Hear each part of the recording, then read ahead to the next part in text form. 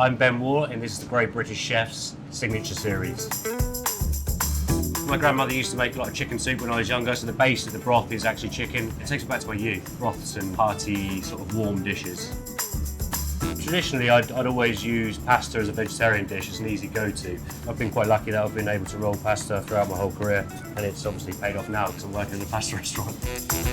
Banconi was born in 2018. Started in Covent Garden.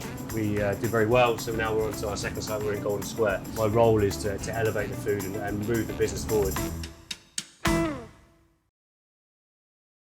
I'm Ben Waugh, I'm the exec of Banconi, and first dish we're going to be doing is a Borlotti bean tortellini with a guanciale broth. So we take the pasta dough down to about 0.5, so it's quite thin, and then cut the discs out.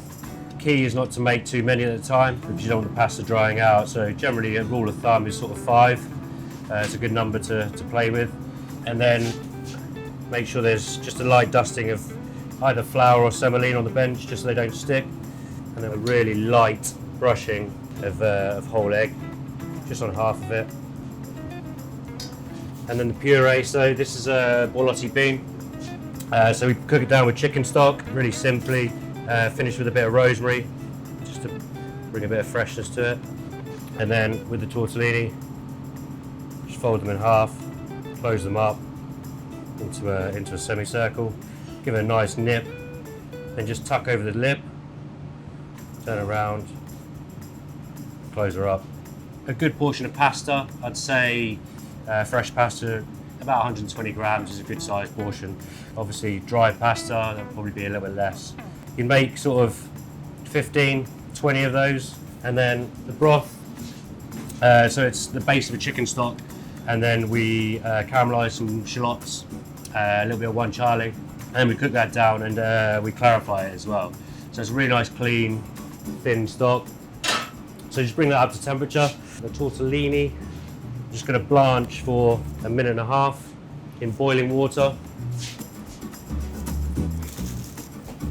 And then it's just a case of bringing the stock up to temperature. And then once the tortellinis are actually cooked, we'll drop them in the broth. So now the pasta's ready. Just drain that off and then drop it into the broth.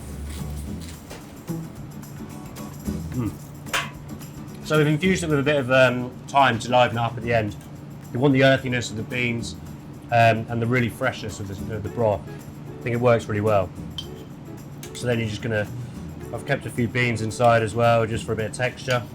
It's light, but it's very comforting. So yeah, I just generally eat it sort of winter months, but I'd be happy to eat it all year round, to be honest.